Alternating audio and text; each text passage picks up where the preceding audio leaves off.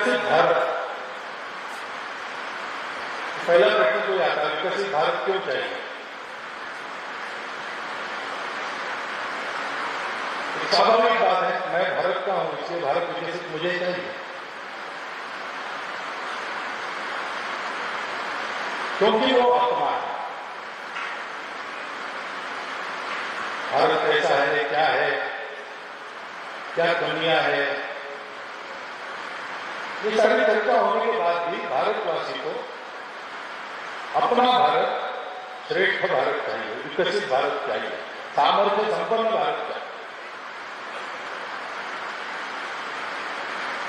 लेकिन केवल ये अपना कोई कारण नहीं है जिसके आज समय विकसित भारत की मांग कर रहा है।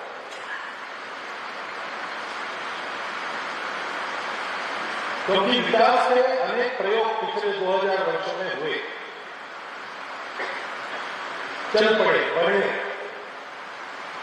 सारी दुनिया पर हावी हो गए और फिर अपयशी हो गए, उनकी अपूर्णताएं लोगों के ध्यान में आई।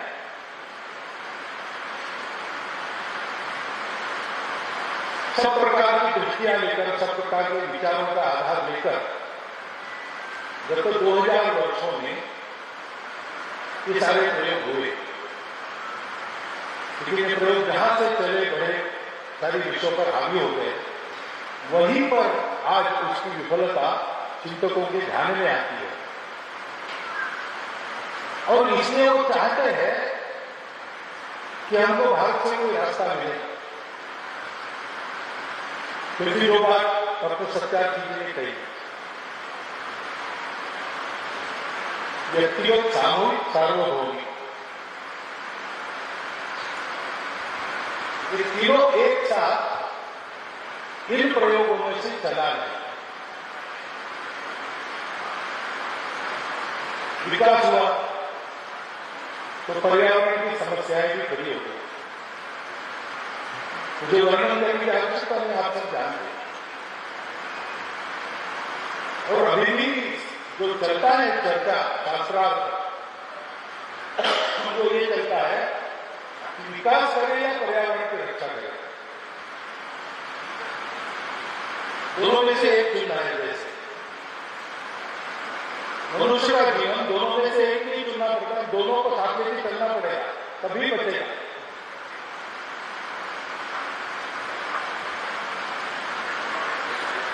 तकनीकी प्रगति के जो आज प्रतिमान माने जाते हैं,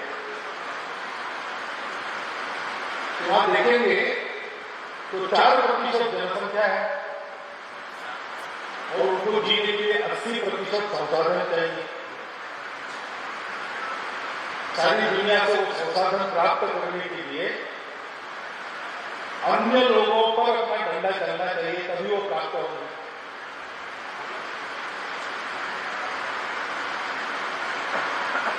ऐसे विकास में लोगों को लगा पड़ता है, जी जान से लगा पड़ता है, परंतु उसके सुफल सबको प्राप्त नहीं होते तो उत्साह ठंडा हो जाता है। उस उत्साह को फिर से जगाने का उपाय क्या है? फिर से अपने लोगों पर भी अपना डंडा चलना चाहिए। ये स्पीकर निकली,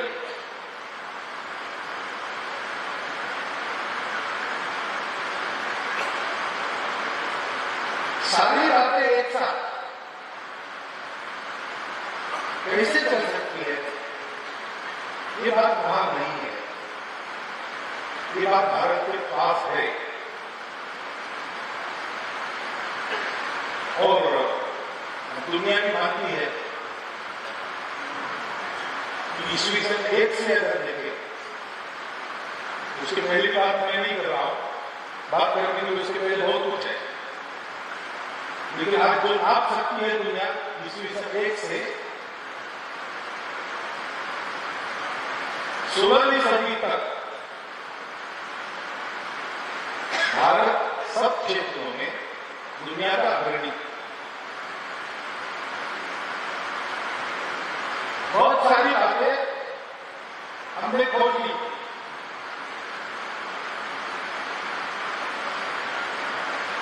हम रुक गए। गए, इसलिए हमारा पतन हो गया।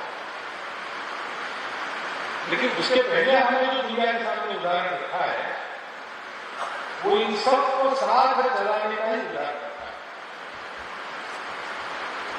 अब खेती की बात है,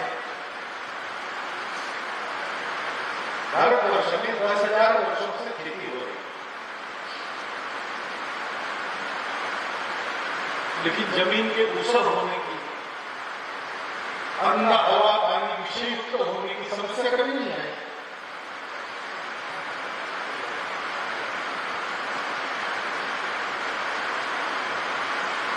उधर से खेती आई तो देखते देखते ये सब हो गया। 500 साल में, 600 साल में, 400 साल में हो गया।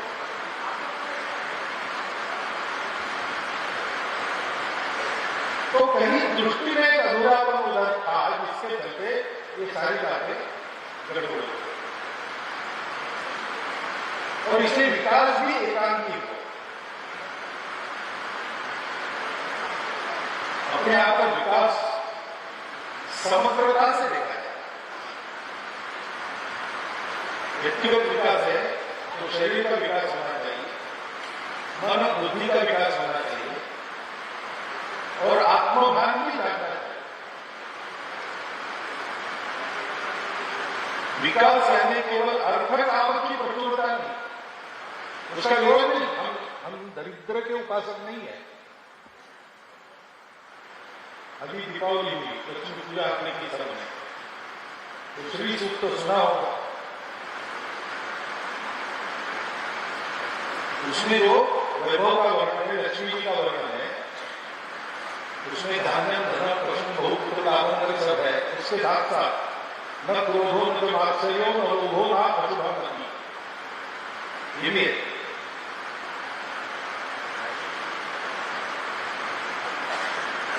मन की और भौतिक दोनों प्रकार की समृद्धि का वर्णन, तो दोनों तरफ का विकास एक साथ चलना चाहिए।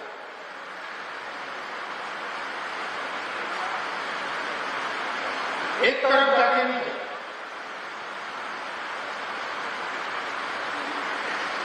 अध्यात्म और विज्ञान, बाहर की दुनिया इसकी झगड़ा मानती, हम कहते हैं इसमें झगड़ा होने की कोई आवश्यकता ही है। सत्य को खोजने के दोनों तरीके हैं, जिज्ञासा में से ही निकले। मैं कौन हूं, कहां से आया, कहां जाऊंगा, दुनिया क्या है, कहां से आई, कहां जा रही है, और मैं और दुनिया इनका संबंध क्या है। मनुष्य को विचार शक्ति जिस समय प्राप्त हुई तब से वो इसको सोचता है। तो सोचते समय पहली बात तो यही है कि जिस बात से जानना उसका उपयोग करता है, जिससे जानना हमारे पास बिल्कुल निकट हमारे पूर्ण स्वामित्व में अपने ज्ञानेंद्रिय है, उससे हम जानते हैं। नाक से सुनते हैं, स्पर्श से अनुभव करते हैं, आंखों से देखते हैं, कानों से सुनते हैं, वाणी से बोलते हैं, जिह्वा से ग्रहण करते हैं रस। तो पहला उपयोग उसी का हुआ, और ये सब अपनी इंद्रिय बाहर देख रहे हैं। तो बाहर की दुनिया में अन्वेषण चला, और बहुत व्यापक अन्वेषण हुआ होगा। जो कहानियां हम सुनते हैं सब की, वो इसी प्रकार की है।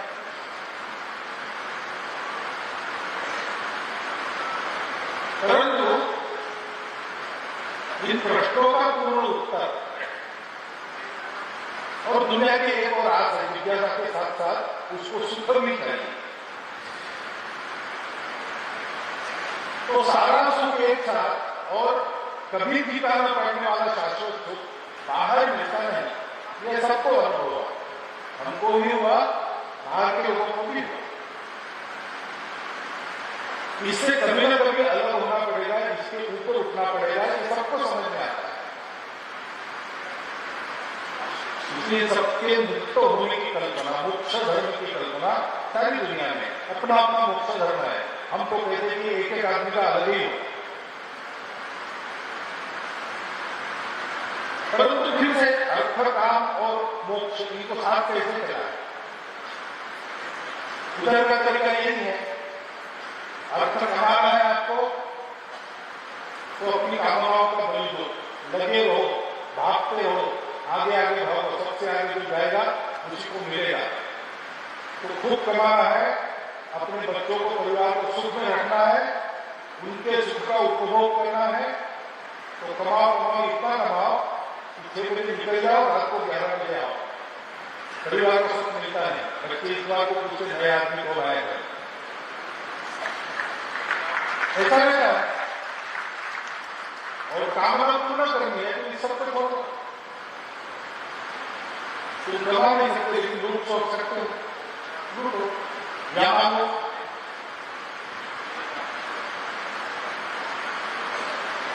और मोक्ष है तो ये दोनों छोड़ो। हमारे यहाँ ऐसा नहीं, हमारे यहाँ उपनिषदों में बताया ईशावास्य में अविद्या मृत्यु कृपा विद्या मुक्ति। 100 साल तक कर्म करने की इच्छा लेकर निरामय जीवन जीना है, कर्म करके चारों पुरुषार्थों को सिद्ध करना। 3 पुरुषार्थ सबको पता है, इन सबको साथ चलाने वाला धर्म नहीं करता।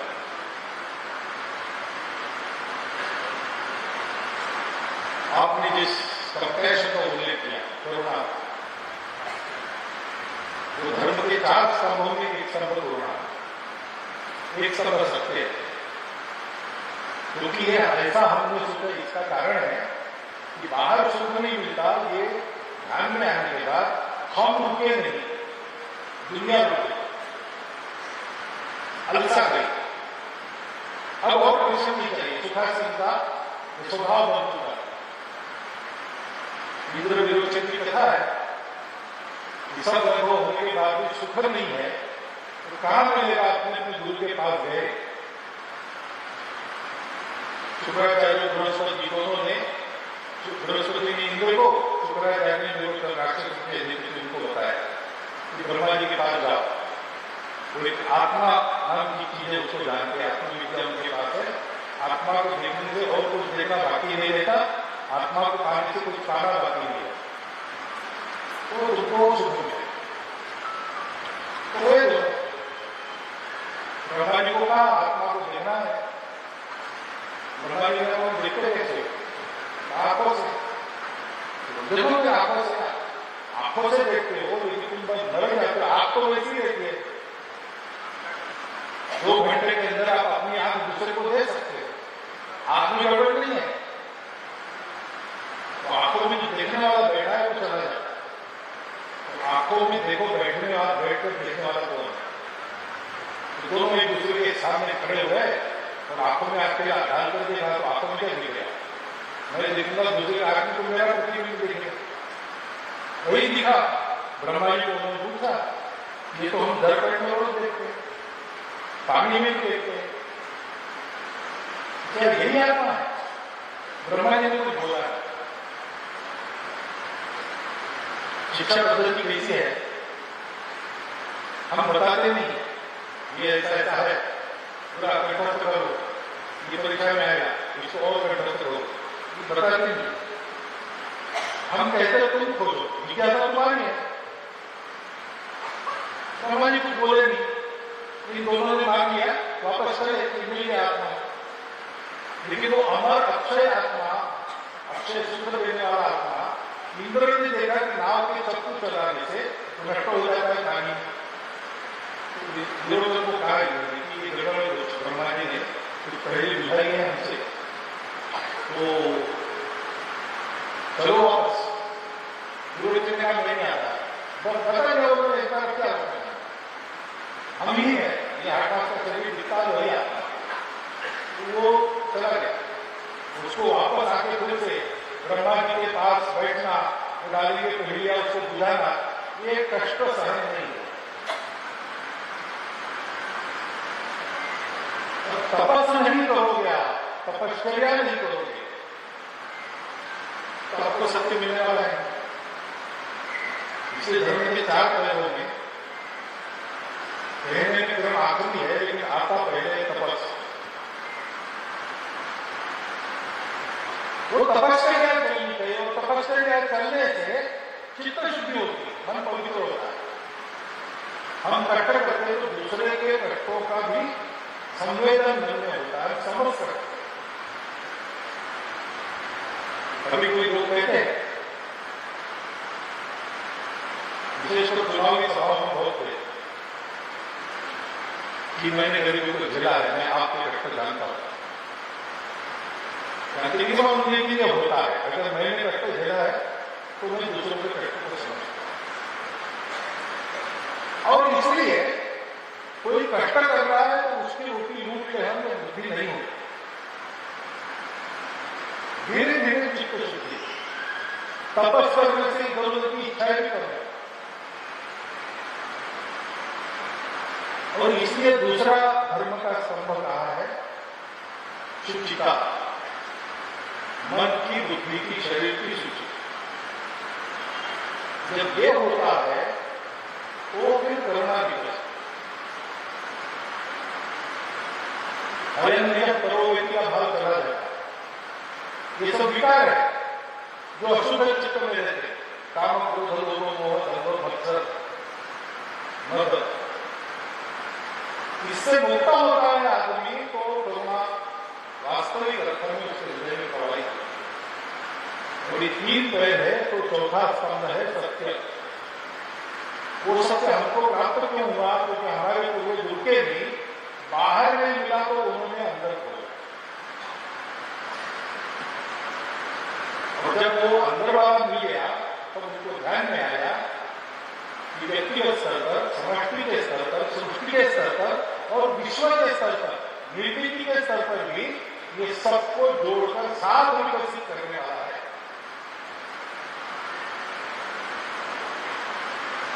इसलिए जब विकास की हम बात करते हैं, हमारी दृष्टि अनुभव से विकसित हुई। हर एक देश की अपनी अपनी स्थिति है, परिस्थिति है। अब हमारे यहाँ 140 करोड़ आ गए, 160-65 करोड़ होंगे। टेक्नोलॉजी आएगी, आनी चाहिए, साधन है वो। और जो टेक्नोलॉजी आएगी हर आपको काम भी रहना चाहिए। टेक्नोलॉजी आएगी लेकिन निर्ममता नहीं आनी चाहिए। वही सरकार जी ने हमको इशारा दिया। तो हमको अपना विकास पर अपने आधार पर बनाना है। उसमें ये हम नहीं करेंगे ऐसा नहीं है। ये सब हमको करना है, लेकिन इस तरीके से करना है कि दुनिया हमसे सीखे कि ये सारी बातें साथ कैसे चल सकती।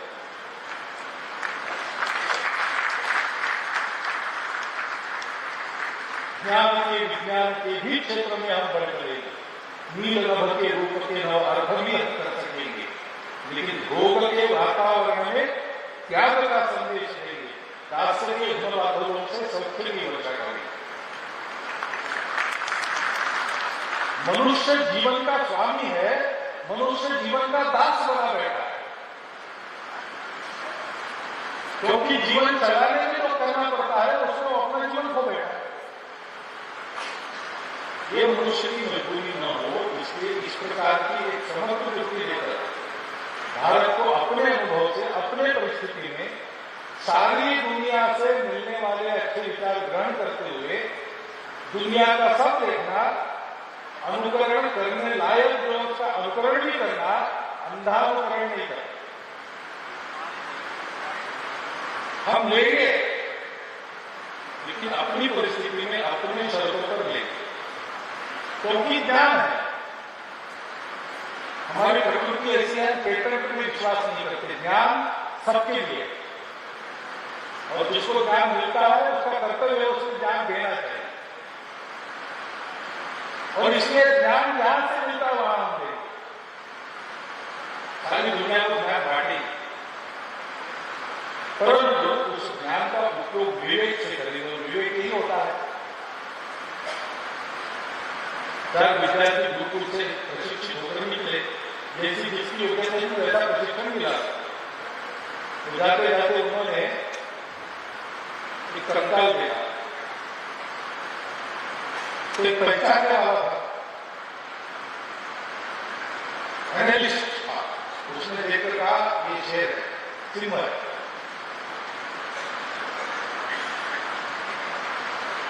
दूसरा उसने कहा कि कंकाल से कैसे ध्यान में आएगा, तुम्हारे ध्यान में आ गया, सामान्य लोगों को फिर से ध्यान में, इसलिए सब चौकी करा दिया। उसने अपना मंत्र लगाया और पूरा जैसे अजायब घर में म्यूजियम में होता है वैसा शेर वहां बन गया। तीसरा दर्शन शास्त्री था, उसने कहा इसका क्या उपयोग है, मैं इसमें प्राण संचार करता। चौथे ने कहा भैया रुक जाओ, ऐसा मत करो, कितने दिन का पढ़ाई पता नहीं, जिंदा हो जाए तो भूल लगेगी, हम क्या करेंगे, छोड़ दो। उसने कहा नहीं, सबने अपनी विद्या दिखाई, मैं दिखाऊंगा। तो लोग फिर ठीक है, लेकिन मेरी विद्या कर देते, मैं ज्यादा कुछ नहीं सीख सका, पेड़ पर चढ़ना सीखा और मैं चढ़ाऊंगा आपको बताऊंगा, आप ही करो। लेकिन उसकी बाकी तीनों ने सुनी नहीं, वो पेड़ पर चढ़ गया, उन्होंने शेर को जिंदा किया, शेर तीनों को खा गया। तो ठीक है, दृष्टि है, दृष्टि चाहिए, बिना दृष्टि के नहीं होती। दृष्टि अपने नहीं होती और उसके पीछे अपनी पृष्ठभूमि होगी, उसके साथ अपनी परिस्थिति होगी। बहुत पहले विकास के लिए, बहुत पहले, आज की बात नहीं कर रहा हूं, पिछले 15 साल की बात नहीं कर रहा हूं, 30 साल पहले की बात कर रहा हूं। स्वच्छ रहे अपना देश, शौचालय देने को होने चाहिए, किया, अभी भी किया, हमने सफल हो गया, अच्छा हो, लेकिन उस समय नहीं हुआ। उसका कारण क्या था, तो बनाया एक हाथ में, लेकिन आदतें नहीं होती लोगों से, तो उन्होंने उन शौचालय का उपयोग अपनी बकरियां बांधने के लिए किया और वो अपना जंगल ही जाए। तो हर एक का विचार अपने अपने पृष्ठभूमि में होता है। तो दृष्टि है तो सबकी समान बनानी पड़ेगी। शिक्षा चाहिए, बिना शिक्षा के विकास नहीं, और शिक्षा ऐसी चाहिए जिसमें दृष्टि अपनी हो, तो शिक्षा उपयोगी हो। ये हम करते हैं तो फिर दूसरी बात आती है कि दृष्टि के साथ प्रयास करें, बिना प्रयास का होता नहीं। चिंतन होगा, आप खोज करेंगे, तरह के उपाय बनाएंगे, लेकिन करने वाला चाहिए। अभी कुछ समय पहले माननीय प्रधानमंत्री आए,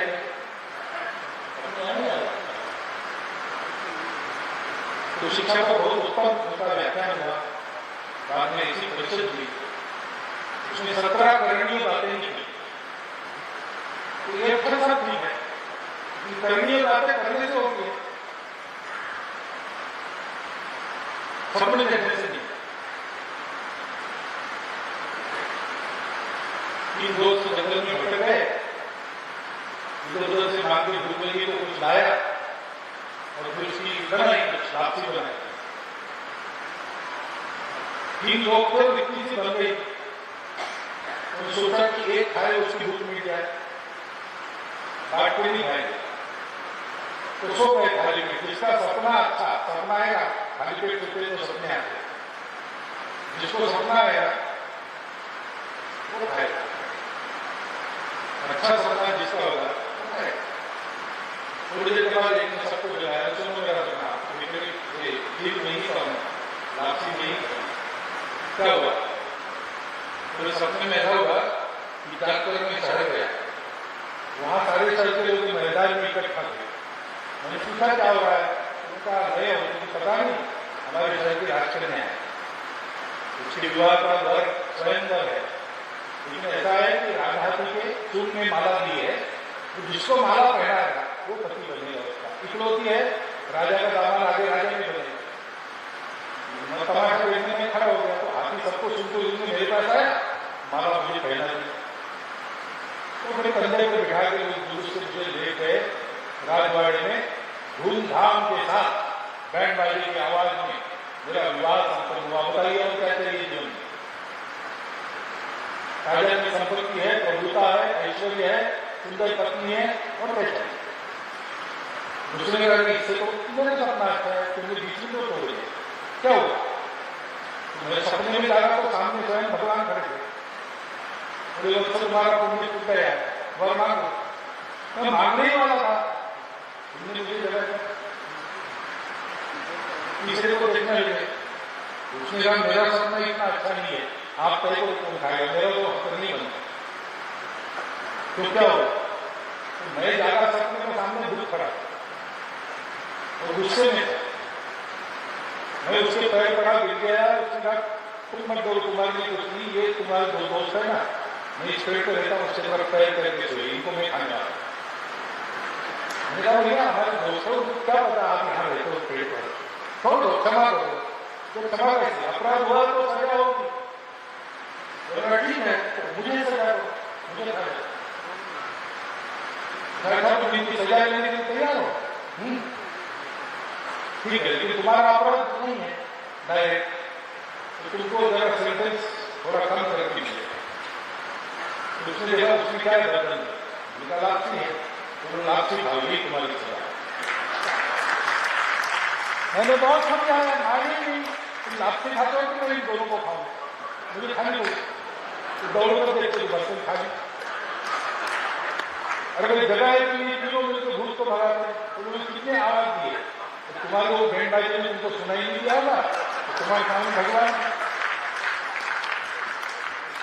तात्पर्य है बात करने की है, करने के लिए प्रत्यक्ष प्रयोग आवश्यक, चिंतन तो होगा। आप शोध निबंध लिखेंगे, अच्छे होंगे, क्योंकि अच्छा सोचते हैं, युवकों की सोच नहीं होती, आउट ऑफ द बॉक्स सोचने की उनकी क्षमता हो, उनको किसी प्रकार का बंधन नहीं है, सोचने का भी नहीं है, करने का भी नहीं। युवकों ने ये करना, शोध निबंध लिखना, परंतु उनको वातावरण मिलना चाहिए, अच्छे अच्छे इनोवेटिव तरुण,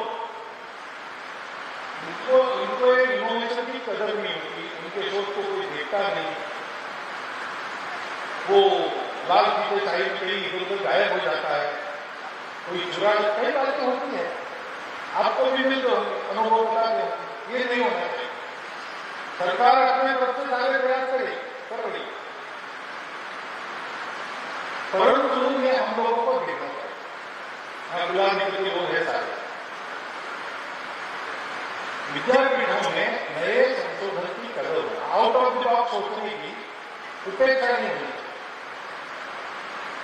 हमारे सिलेबस की मानसिकता कैसी है पता नहीं, लेकिन वो जो पाठ्यक्रम की चौखट में है वही है, बाकी कुछ नहीं। तो नई नई बातें आती हैं, ऐसे शिक्षक भी रहते हैं, ऐसे टीम भी रहते हैं जो इसको प्रोत्साहन देते हैं। हमारे अपने गाइड थे, वो यही थे, एक तरह से गुरुकुल पद्धति की शिक्षा हमारे करते। मैं सरकार कार्यकर्ता हूँ, तो बीच बीच में मुझे जाना पड़ता था, मैं पता था मुझे जाना है, वो जानते थे कि मैंने ना कहा नहीं जाने वाला है, तो कहते ठीक है तुम जाओ, लेकिन बाद में 3 दिन रात को 9 बजे से 1 बजे तक क्लास चलेगी। और उन्होंने हमको केवल विषय नहीं पढ़ाया, उस विषय को पार लगाने के लिए जो जो करना पड़ता है, लाइट का फ्यूज दुरुस्त करने से, स्लाइड्स वगैरह धोने से, बहेलिए पंछियों को कैसे फांसते, यहां तक की बातें उन्होंने जो पाठ्यक्रम में नहीं की, लेकिन हमारे पाठ्यक्रम को समझने के लिए ये सारा आवश्यक था, जो बाद में हम दूसरा कर सकते ध्यान में आने, लेकिन हमको उन्होंने सिखाया। हमको उन्होंने विषय का पूर्ण ज्ञान। इस मनस्थिति में हमारे सारे विद्यार्थी आ जाए, इसकी आवश्यकता है। हम इसके लिए एक मुक्तांकन दे दें और इसको प्रोत्साहन दें। साधन संसाधनों के प्रश्न बाद में आते हैं, इरादों से बात होती है। जो सारा विज्ञान का शोध हुआ है आज तक, उसको अगर आप पढ़ेंगे पहले से, तो कोई बड़े उपकरण थे, बड़ी लेबोरेटरीज थी, इसलिए हुआ ऐसा नहीं। करने वालों का उत्साह और इसलिए हुआ। माइक्रोमोटर्स नाम का पुस्तक है, वैज्ञानिकों ने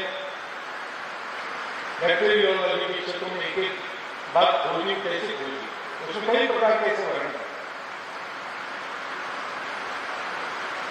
घेरे के बाहर, दायरे के बाहर कैसे सोचना। कोई भी बात आती है तो उसको तुरंत रिजेक्ट करना ऐसा नहीं है, परीक्षा के बाद उसका निर्णय करना। जो नवाचार होते हैं उसको उत्तेजन देना। ऐसी कई बातें करने लाए विद्यार्थी को। वहां नियमों की चौखट है, व्यवस्था है, ठीक है, लेकिन व्यवस्था बंधन नहीं होना चाहिए। व्यवस्था ये ज्ञान को आगे बढ़ाने वाला साधन होना चाहिए। अनुशासन प्रवेश बंद करने की चीज नहीं है। अनुशासन सबको समाहित करने के लिए। ये वातावरण अपने विद्यापीठों में लाने का काम हमारे आचार्यों का है, उनको करना पड़ेगा। और शोधार्थियों को अपना शोध करना है, तो पर्पस बड़ी महत्व की बात है। क्यों हम कर रहे हैं, ये सब करके क्या करना है। आजकल ऐसा लगता है, अगर ऐसा होगा तो बड़ी दुख की बात है, कि सारा उद्देश्य शिक्षा का पेट भरना है, ऐसा मानने की प्रवृत्ति बढ़ी है। कभी कभी हमारे नेतागण भी बात करते हैं कि शिक्षा क्षेत्र में 3 ट्रिलियन की इकोनॉमी है। शिक्षा ये इकोनॉमी नहीं है। शिक्षा, स्वास्थ्य, रोटी, कपड़ा, मकान, अतिथि सत्कार, ये दोस्तों के कर्तव्य है। समाज इस पर चलता है, कोई भी समाज। शब्द अपने आते हैं, लेकिन ये विश्व धर्म है। इसी के आधार पर समाज एक रहता है, समाज आगे बढ़ता है। इसी को धर्म कहते हैं ना, सत्य, करुणा, शुचिता, तपस, ये होने से ही ये बातें होती है। अयम जब करोगे कि गणना होती तथा, ये बात तब समझ में आती है। शिक्षा उसके लिए है, ये सबका सब ठीक कर ले। मैं मेरे लिए शिक्षित नहीं हो रहा, मेरे लिए अगर केवल मुझे शिक्षित होना है तो इतना सब क्यों करें। अल्प शिक्षित लोग आगे नहीं जाते, ऐसा तो है। पुरानी एक कहानी पढ़ी विनोद दायेश में, एक करोड़पति थे, 100 साल पूरी की आयु। तो पत्रकार पहुंचे उनके पास, इंटरव्यू ले रहे, उसने उसका सेक्रेटरी आया, महाराज वो आपने दान कबूल किया तो आए लेने के लिए, फिर देना है आपकी सही, तो ले आओ। तो चिपकू आया, उसके साथ स्याही का पैर आया, तो वहां से लिखना पड़ा नहीं है। मेरा काम उठा गया उसको। पत्रकारों ने देखा ऐसा नहीं होगा, आपको लिखना पड़ना नहीं आएगा, नहीं मुझे वो भाग्य नहीं मिला। बिना लिखे पड़े आप करोड़पति बन गए, लिखते पढ़ते तो क्या होता है, वो मुझे मालूम है क्या होगा। मैं पढ़ा लिखा नहीं था, तो एक चर्च में घंटे बजाने की नौकरी करता। हमारे नए बिशप आए, उन्होंने सबको तो निकाला कि चर्च के मुस्लिम जो है उसको साक्षर होना अनिवार्य है। 40 साल का हो चुका था, सीखने की इच्छा मैंने छोड़ दी, तो मैंने नौकरी छोड़ दी। अब आगे क्या करना, तो ऐसे अन्य मन से होकर भटक रहा था, तो किसी ने मुझे बुलाया, एक ऑफिस की खिड़की से आवाज देकर उसने कहा कि तुम जो कॉफी पीने के लिए काम भी अर्जेंटा नहीं कर रहा, तो सामने वाले दुकान से कॉफी ले आओ, मैं तुमको एक पेंस दूंगा। तो मैं कॉफी लेके गया, उसने लिखने मेरे मन में आया कि ऐसे बहुत लोग होंगे मुझे तो बैठे जगह पर कॉफी चाहिए, चाय चाहिए, कुछ चाहिए। तो मैंने वो काम शुरू किया, बढ़ते बढ़ते यहाँ आ गया। मैं लिखना पढ़ना सीखता तो घंटे बजाने का काम करते रहे। तो मैं शिक्षा को कम नहीं कर रहा हूं। शिक्षा अपनी शिक्षा, सा विद्या या युक्त है। ज्ञान चाहिए, जितना ज्ञान कमा सकते आप कमाइए, हम सब कमाएं। विद्यालय में, महाविद्यालय में, यूनिवर्सिटी में पढ़ाई बंद होने के बाद भी सीखते रहना चाहिए। सीखना यही जीवन है। जन्म जन्मांतर के प्रवास की अपनी जो कल्पना है वो इसीलिए है। हर जन्म में आदमी सीखता है, सीखते सीखते बुद्ध बन जाता है। ये प्रवास है, ये यात्रा, इसमें सीखना तो है,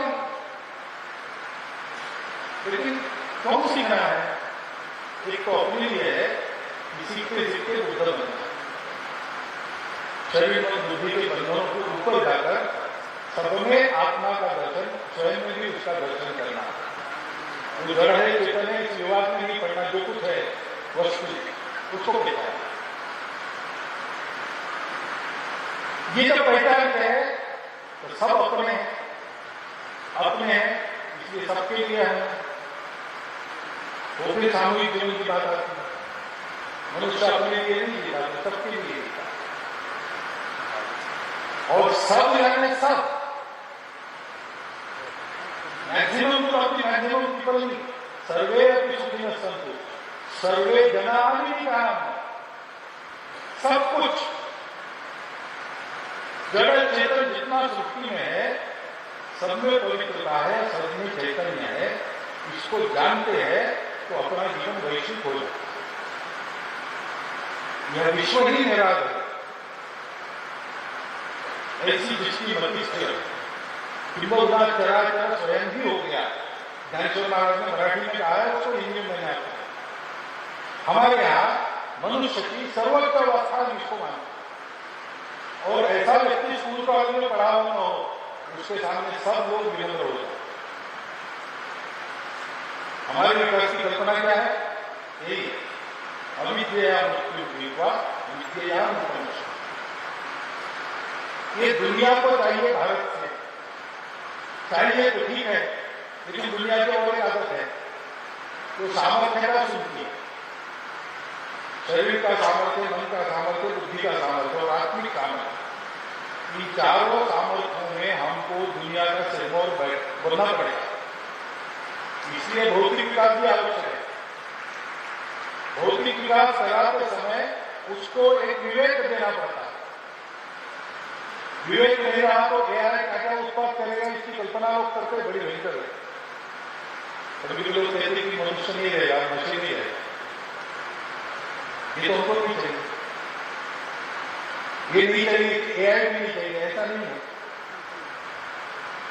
ये करना है, लेकिन उसके साथ एक विवेक देना। तो इस दृष्टि से कैसे किया जा सकता है? शोध होना चाहिए, प्रयोग होना चाहिए, प्रयोगों को प्रोत्साहन मिलना चाहिए। छात्र और आचार्य दोनों के मिलकर करने का यह काम है कि प्रयोग रूप में विकसित हो जाए, उससे मॉडल खड़े हो जाए। शिक्षा क्षेत्र में प्रत्यक्ष काम करने वाले लोग तो कर ही है, लेकिन प्रत्यक्ष शिक्षा क्षेत्र की सूची में जिनके नाम नहीं आते, ऐसे भी लोग ये प्रयोग चला रहे और बड़े यशस्वी ढंग से चला रहे। हमने आज जाकर देखना भी चाहिए। शोध करने के लिए बहुत उत्तम प्रकार की जानकारी प्रत्यक्ष देखने को मिली। रविंद्र गुरु जी के कार्य है, सर्वोदय के लोगों के द्वारा कई प्रकार के काम चले, खेती के नए नए अपने आधार पर किए हुए प्रयोग बहुत उत्तम वाले सारे भारत में है। ये सारे प्रतिमान हमको खड़े करने पड़ेंगे। छोटा प्रयोग, उससे बड़ा प्रयोग, उसको सारे देश पर कैसे लागू किया जा सकता है, विचार करना पड़ेगा, प्रयोग करके उसको सिद्ध करना पड़ेगा। ऐसे प्रयोग को और सिद्धता को प्रोत्साहन देना पड़ेगा। और विचार करने वाले हो यहाँ पे, इसी का विचार कीजिए। आपका अभिनंदन करता हूँ, क्योंकि ये अपेक्षा नहीं थी। मुझे पता होता कि 1 लाख पार के ये लोग 68,000 तक जाने वाले हैं, तो मैं इनको कहता 2 लाख करो। मुझे भी पता नहीं,